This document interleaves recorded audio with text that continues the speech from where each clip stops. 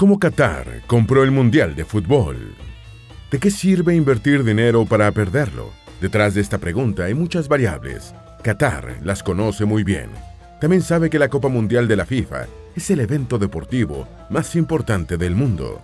Por eso no le importó gastar 229.000 millones de dólares en estadios y condiciones ideales para ser anfitrión en 2022, cuando, contrario a lo que se piensa, los países que son sede pierden más de lo que ganan. El único ganador en todos los mundiales es su organizador, la FIFA. Recibe millonarias sumas por los derechos de transmisión. Además, se le acusa de haber recibido dinero en sobornos para favorecer a países anfitriones. Varias investigaciones apuntan a que este fue el caso de Qatar, país que ha estado envuelto en polémicas desde su elección. Cuando vemos un partido, no sabemos que detrás del juego se esconde una organización con una reputación cuestionable. Como Qatar, un país sin antecedentes futbolísticos y con una pésima geografía, se convirtió en el anfitrión mundial de la FIFA. ¿Por qué la FIFA tiene un gran poder y a la vez una terrible reputación? Te contestamos esta y otras preguntas en este video. Antes de meternos a fondo, no te olvides de suscribirte a nuestro canal y activar las notificaciones para mantenerte al día con nuestras actualizaciones.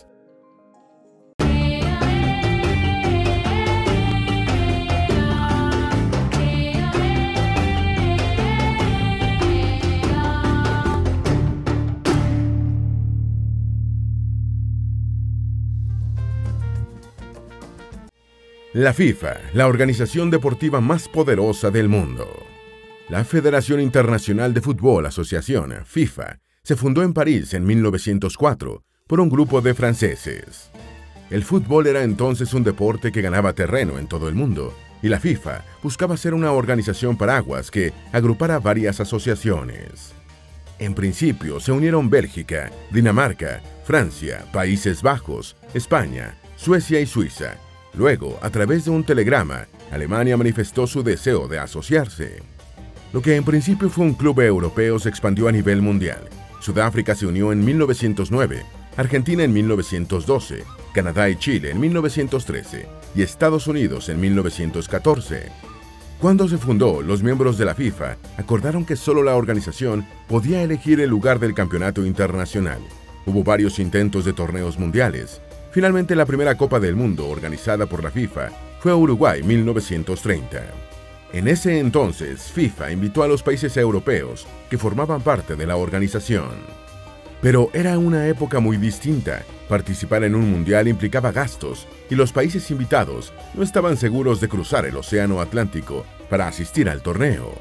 Frente a esta situación, el entonces presidente de la FIFA, Jules Rimet, persuadió a los equipos de Bélgica, Francia, Rumania, Hungría y Yugoslavia para que hicieran el viaje. Todos aceptaron menos Hungría. Al final asistieron 13 selecciones: Argentina, Chile, México, Rumania, Bélgica, Estados Unidos, Paraguay, Uruguay, Bolivia, Francia, Perú, Yugoslavia y Brasil. Empezaba el que sería uno de los negocios más exitosos del mundo. En principio, el fútbol era más improvisado. En aquel mundial, 4 equipos llegaron en un mismo barco a Uruguay y había un estadio sin terminar, algo impensable hoy día.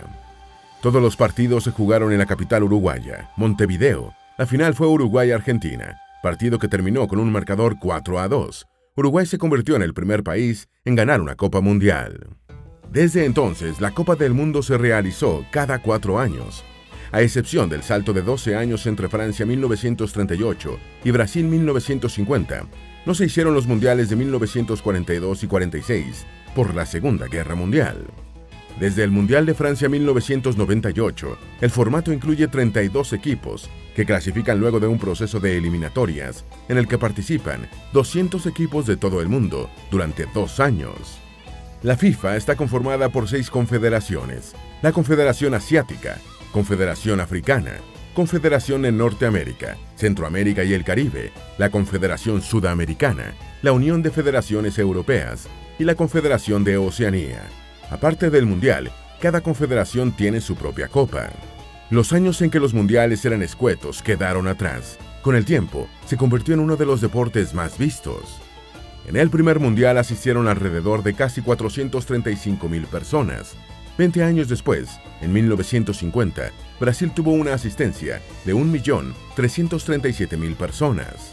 40 años después, en 1990, asistieron más de 2.500.000 personas a los estadios de Italia. La cifra récord de un mundial de fútbol la tiene Estados Unidos, cuando reunió en 1994 a 3.568.567 personas. La FIFA pasó de tener 7 asociaciones miembros en su fundación a 211 en la década del año 2020. Es un número alto si consideramos que supera a los 193 Estados miembros de la Organización de Naciones Unidas. En Rusia 2018, la Copa Mundial anterior a Qatar, un total de 3.572 millones de espectadores, más de la mitad de la población mundial de 4 años o más, sintonizaron la máxima competición, según los datos de audiencia de la cobertura oficial de la Copa Mundial de la FIFA 2018. El fútbol se convirtió en un gran negocio, un negocio que con el tiempo se convirtió en corrupción, una corrupción que explotó en 2015, cuando se hizo la primera acusación masiva de la historia de la FIFA. Crimen organizado, conspiración y corrupción. Más de 12 funcionarios de la FIFA y sus asociados estuvieron implicados en un esquema de sobornos por 24 años. La escala fue tal que las acusaciones llegaron a los niveles más altos de la administración de la FIFA. La organización, que en teoría no tiene fines de lucro, recibió sobornos a cambio de contratos de derechos de televisión. Uno de los salpicados fue Joseph Blatter, quien fue presidente de la FIFA desde el año 1998 hasta 2015. Aunque no se ha podido comprobar su participación en el esquema de sobornos, Blatter quedó vetado del fútbol. Renunció en 2015, 3 días después de iniciar su 5º mandato. Hasta hoy no ha aceptado ninguna responsabilidad sobre su participación en el esquema de corrupción de la FIFA. La organización lo suspendió oficialmente hasta el 21 de diciembre de 2023. El actual presidente de la FIFA es el italiano Gianni Infantino, electo en 2016, luego de un congreso extraordinario. Las acusaciones generalizadas de corrupción, que surgieron de investigaciones minuciosas y prolongadas, también incluyeron preguntas sobre la dudosa adjudicación en 2010 de los derechos de sede de los torneos finales de la Copa del Mundo a Rusia en 2018 y Qatar en 2022. Para convertirse en socio de la Copa del Mundo de 2018, un proveedor mundial de energía ruso pagó supuestamente $80 millones, señala la Biblioteca Británica. La FIFA sigue expandiéndose. Anunció que a partir del año 2026, el formato del Mundial será distinto. La próxima sede será Canadá, Estados Unidos y México, y tendrá 48 equipos en lugar de 32. Qatar se convirtió en un anfitrión que causa suspicacia. Este país hizo el gasto más grande de la historia del fútbol para construir estadios que son una especie de burbujas climáticas en medio del desierto. ¿Cómo logró Qatar hacer todo esto? ¿Cómo Qatar pasó de ser un país pobre a ser la sede de un mundial de fútbol? Qatar tardó muchos años en convertirse en el poderoso país que es ahora. En principio vivía de la extracción, pero no de petróleo y gas, sino de perlas, en menor medida de la pesca y pequeños intercambios comerciales. Esto se debe a que la geografía de Qatar es desértica, los suelos son áridos y poco fértiles. Se estima que solo 5,6% de sus tierras son agrícolas. También hay pocos afluentes permanentes. Todo esto hace que el país tenga que importar la mayoría de los alimentos que consume. Qatar es una península del Medio Oriente, más pequeña que el estado de Connecticut, en Estados Unidos. Tiene 11.581 kilómetros cuadrados de extensión, 2,9 millones de habitantes. El 84.4% de esta población no es originaria de Qatar, solo el 11.6% son cataríes. De la población total, el 65.2% son musulmanes, 13.7% cristianos, 15.9% hindúes, 3.8% budistas y el resto judíos y otras religiones. Qatar está en la costa oeste de la península más grande del mundo, Arabia o Península Arábiga. Ahí también están Arabia Saudita, Bahrein, Kuwait, Omán, Emiratos Árabes Unidos y gran parte del territorio de Yemen. La Casa de Tania ha gobernado Qatar por mucho tiempo, pero para llegar a su situación actual, esta familia tuvo que hacer varias cosas. Firmó acuerdos y disputó el territorio de Qatar con tribus locales y potencias colonialistas como Francia, Reino Unido, Portugal y Países Bajos. Reino Unido controló Qatar durante 150 años. El Imperio Británico había colonizado la India desde 1858 y mantenía dominio sobre el Golfo Pérsico porque aseguraba sus rutas comerciales desde y hacia la India. Entre finales del siglo XVII y principios del XIX, El estrecho de Hormuz, el punto de entrada al Golfo, estaba controlado por los Qawasim, una confederación tribal y una de las familias gobernantes de Emiratos Árabes Unidos. Los Qawasim tenían una flota de barcos comerciales y militares y ganaban dinero controlando el paso a través del estrecho. ¿Qué implicaciones tenía el control de este punto? La única salida marítima desde el Golfo Pérsico hacia el Océano Índico y el resto del mundo es a través de este cuello de botella llamado Estrecho de Hormuz. En una palabra, los Qawasim controlaban toda salida y entrada desde y hacia aguas internacionales, pero pronto todo iba a cambiar. Reino Unido se negó a pagar los peajes y catalogaron a los Qawasim de piratas. Entonces, utilizaron su poderío naval para ejercer presión y dominio sobre el Golfo. Después de varios enfrentamientos entre ambos bandos, Reino Unido sitió y destruyó toda la flota de los Qawasim en 1820. Así obtuvo el control sobre el Golfo Pérsico. Las familias gobernantes locales firmaron tratados para que Reino Unido sirviera de protector y salvaguardara los territorios de la península arábiga. Había disputas entre tribus locales, por eso cada familia quería asegurar su territorio. A cambio, las familias gobernantes, entre ellas las de Qatar, aceptaron que no podían tomar decisiones en el territorio sin la aprobación del Reino Unido. Esto permitió que este país tuviera pleno dominio de todo el comercio exterior en el Golfo Pérsico. En 1868, Mohammed bin Thani, miembro de la actual familia que gobierna Qatar, firmó un tratado con Reino Unido que garantizaba la independencia catarí. Esto cambió el curso de la historia de este país, pues hasta entonces se consideraba parte de Bahrein. Sin embargo, la familia Al Thani tendría que esperar varios años para ejercer el control absoluto. En 1871, Qatar cayó en manos del Imperio Otomano, y la familia Al Thani gobernó en su favor hasta 1915, cuando recuperaron el control territorial ante la retirada otomana. Un año después se firmó un nuevo tratado con Reino Unido. Nuevamente Qatar quedó en control de ese país. La economía de Qatar siguió en el negocio de la extracción de perlas. Se hacía de forma artesanal.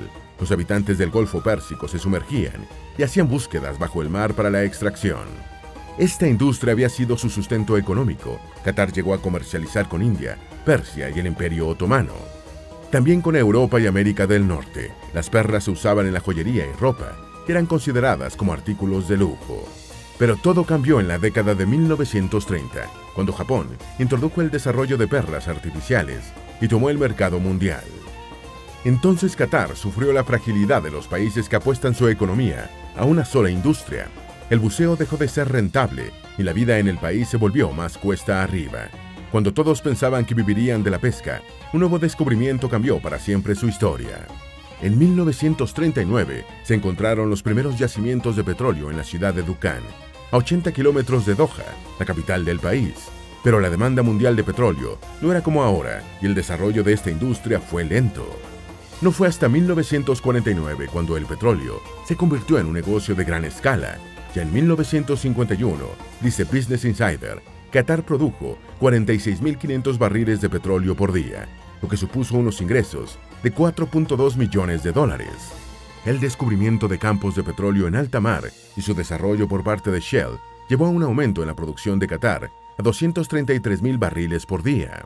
En la década de 1950 se hicieron varias obras. La primera escuela, central eléctrica, planta desalinizadora, central telefónica y el primer hospital. En la década de los 60, la familia Al Thani se fortaleció y ocuparon cargos extravagantes. El control total lo obtuvieron en 1968, cuando los británicos anunciaron su retiro del Golfo Pérsico. El 3 de septiembre del año 1971, Qatar declaró su independencia y consolidó su monarquía absoluta. La independencia coincidió en año con un nuevo hallazgo, un campo de gas frente a la costa noreste de Qatar. Nadie lo sabía entonces, pero este sería el campo de gas natural no asociado más grande del mundo. No asociado significa que el gas se encuentra en un yacimiento que no contiene petróleo crudo.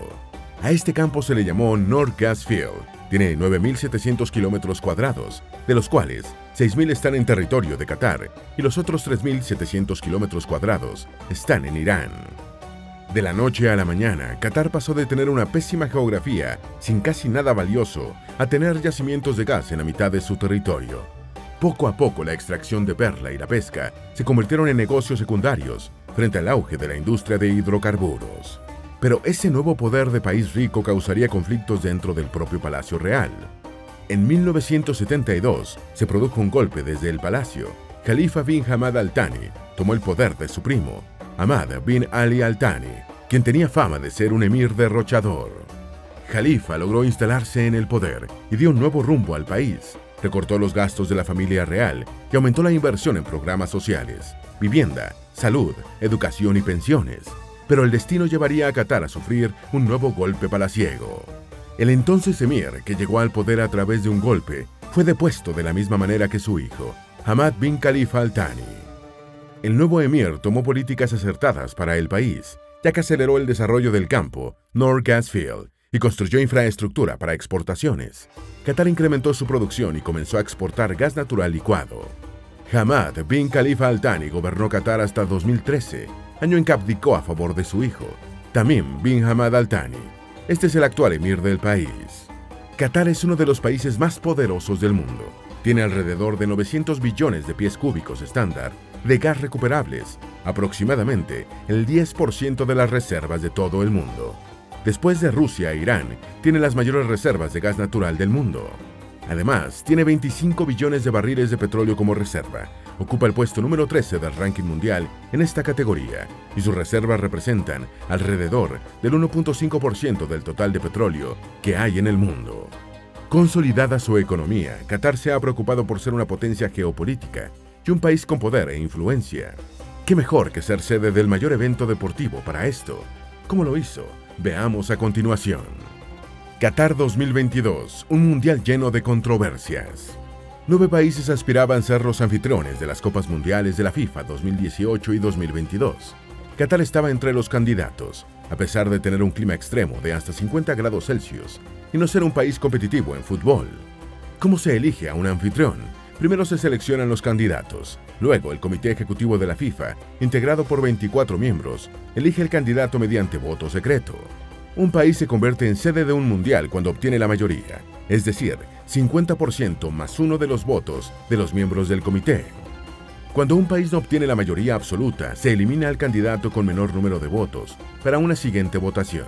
En caso de empate, el voto decisivo lo tiene el presidente de la FIFA. En 2010, el periódico The Sunday Times filmó a 2 miembros del comité ofreciendo su voto a cambio de dinero. Fueron suspendidos, pero quedó la duda sobre si había más miembros de la FIFA implicados. The Sunday Times hizo varias publicaciones advirtiendo que Qatar compró los votos para su elección como anfitrión del Mundial. Tras bastidores, este país supuestamente sobornó con sumas millonarias a directivos de la FIFA y compró 13 votos decisivos. Una publicación de este periódico señala que el Estado de Qatar ofreció en secreto $400 millones a la FIFA, solo 21 días antes de que el organismo rector del fútbol mundial decidiera de manera controvertida que la Copa del Mundo 2022 se llevaría a cabo en el pequeño país desértico, revelaron documentos filtrados. The Sunday Times agregó, a partir de archivos a los que tuvieron acceso, que la emisora estatal de Qatar, Al Jazeera, firmó un contrato de televisión haciendo la gran oferta cuando las campañas de licitación para albergar la Copa del Mundo estaban llegando a su clímax. El contrato era por $100 millones, solo si Qatar se aseguraba como anfitrión del Mundial. La campaña de sobornos habría sido orquestada por Mohammed bin Hamad, actual presidente de la Asociación de Fútbol de Qatar, según una publicación de 2014 de The Sunday Times. Mohammed bin Hamad supuestamente entregó alrededor de $5 millones a funcionarios del fútbol para ganar apoyo a favor de la candidatura qatarí. Además, el periódico señala que Salman bin Ibrahim Al Khalifa, vicepresidente qatarí de la FIFA, usó fondos secretos para sobornos para hacer docenas de pagos por un total de más de $5 millones a altos funcionarios del fútbol y crear una oleada de apoyo al plan de Qatar de conquistar el fútbol mundial. A través de un comunicado de 2010, la organización dijo que la FIFA y el Comité de Ética de la FIFA han monitoreado de cerca el proceso de candidatura para las Copas Mundiales de la FIFA 2018-2022 y continuarán haciéndolo. Agregaron que en cualquier caso, la FIFA analizará de inmediato el material disponible y solo una vez que este análisis haya concluido, la FIFA podrá decidir sobre los posibles pasos a seguir. Mientras tanto, la FIFA no está en condiciones de proporcionar más comentarios sobre este asunto. Durante los preparativos al Mundial, Qatar fue foco de controversias. Primero se cambió la fecha habitual del Mundial para evitar el clima abrasador del verano qatarí, de hasta 50 grados Celsius. Normalmente se celebra entre junio y julio, pero la FIFA pospuso el torneo a noviembre y diciembre, porque en esa fecha empieza el invierno y Qatar tiene temperaturas más favorables para los Juegos. A pesar de ser un país desértico, Qatar gastó millonarias sumas de dinero para hacer posible la competencia. Construyó estadios con sistemas de refrigeración para que el campo de juego y las gradas estuvieran atemperadas. Estos estadios fueron construidos por trabajadores migrantes en su mayoría, quienes constituyen el 94% de la fuerza laboral privada. Durante los preparativos al Mundial, estos trabajadores fueron sometidos a tratos inhumanos y condiciones de trabajo inseguras, según varios informes de organizaciones de derechos humanos. Hubo trabajadores que murieron durante sus labores. Amnistía Internacional acusa a Qatar de hacer investigaciones inadecuadas sobre estos casos. Además, se criticó al sistema kafalá, según el cual los trabajadores requieren permiso de su empleador para cambiar de trabajo, regresar a casa o incluso abrir una cuenta bancaria. Qatar se vio obligado a cambiar sus leyes y permitió, en teoría, que los trabajadores migrantes cambien de trabajo antes de que finalice su contrato sin tener que obtener primero un certificado de no objeción de su empleador, según dijo la ONU. Además, se fijó un salario mínimo mensual de aproximadamente $275 para los trabajadores y se estableció que los empleadores debían proporcionar vivienda y alimentos adecuados o pagar para cubrir estos gastos a sus empleados. Los grupos de derechos humanos reconocieron que las condiciones mejoraron. Sin embargo, ha habido denuncias de salarios no pagados, tarifas de contratación ilegales y una aplicación deficiente de las normas laborales. Qatar es una monarquía absoluta gobernada por un emir, que es el jefe de gobierno. La familia Al Thani ocupa los puestos gubernamentales y el cargo del emir es hereditario. El país se rige por la Sharia, la ley islámica. Los partidos políticos están prohibidos, la población tiene pocos derechos civiles y las mujeres son discriminadas y tienen un rol desigual en la sociedad. Por ejemplo, una tutela masculina, generalmente un miembro de la familia o el esposo, es quien toma las decisiones de las mujeres. La aprobación del matrimonio, un viaje o temas relacionados al estudio dependen de la aprobación de quien ejerce la tutela. En Qatar la mayoría de la población es masculina, hay 4 hombres por cada mujer. La homosexualidad está prohibida. Antes de los primeros partidos del Mundial, los capitanes de varios equipos de fútbol europeos prometieron llevar un brazalete con la frase One Love y un fondo de arco iris, en protesta contra las leyes cataríes que discriminan a la comunidad LGBTIQA+. Sin embargo, la FIFA prohibió el uso del brazalete, citando las normas cataríes, y los capitanes desistieron de la idea para evitar sanciones futbolísticas. La decisión de la FIFA se vio como un chantaje para favorecer a Qatar. El país aseguró que sería tolerante con los comportamientos de los occidentales. Sin embargo, dijo que los aficionados que vayan a los estadios deberán cumplir con el código de vestimenta musulmana. Esto significa que los hombres y mujeres deberán cubrir su cuerpo desde los hombros hasta las rodillas mientras estén en centros comerciales y espacios públicos. Qatar prohíbe el consumo de alcohol, excepto en hoteles y otros lugares de lujo reservados para turistas. En principio, había concedido a la FIFA el permiso de venta de alcohol en los estadios. Sin embargo, días antes del comienzo de la Copa del Mundo, decidió incumplir su promesa a pesar del contrato de $112 millones que tiene la FIFA con la marca de cerveza Budweiser. Ya empezaba la Copa del Mundo, surgieron nuevas polémicas. El periodista británico bahrení Ahmad Taha denunció que Qatar habría ofrecido dinero a varios jugadores de Ecuador para que favorecieran a Qatar en el partido inaugural. El periodista dijo que obtuvo información privilegiada y que el acuerdo sería para que Qatar ganara 1-0, con un gol en la segunda mitad, a cambio de alrededor de $7 millones. Sin embargo, Félix Sánchez, entrenador de Qatar, negó las acusaciones y dijo que había mucha desinformación. Al principio de este video nos preguntábamos, ¿qué sentido tiene invertir dinero para perder? En los mundiales hay pérdidas monetarias, pero hay ganancias reputacionales, geopolíticas, influencia mundial y atracción por el turismo local. Dice Simon Foxman, periodista de Bloomberg, que Qatar apuesta a que el torneo ayudará a modernizar su imagen y lo convertirá en un destino turístico y de negocios a la par de su rival regional Dubái. Ser sede de un mundial genera debates políticos, ya que los gastos para el mundial recaen sobre el país anfitrión. Muchos cuestionan que, en lugar de destinar dinero para un mundial, sería mejor hacer inversiones para fortalecer otros sectores del país. Por ejemplo, el Mundial de Brasil 2014 provocó protestas masivas de brasileños furiosos porque se estaban gastando grandes sumas de dinero de los contribuyentes en estadios, en lugar de infraestructura, hospitales y escuelas muy necesarios, dice Ishan Taror, columnista de Asuntos Exteriores de The Washington Post. Sin embargo, continúa el periodista, la FIFA, que como institución técnicamente sin fines de lucro paga pocos impuestos, recaudó aproximadamente $4.000 millones de la Copa del Mundo de 2014, principalmente por acuerdos de televisión y sociedades corporativas. Por lo pronto, Qatar no solo se convirtió en el primer anfitrión de la historia en perder su partido inaugural, también fue eliminado en primera ronda. Y si bien la FIFA es, en teoría, una organización sin fines de lucro, es innegable que sus competiciones son sorprendentemente costosas. Podemos comprobarlo en los 5 mundiales más caros de la historia del fútbol.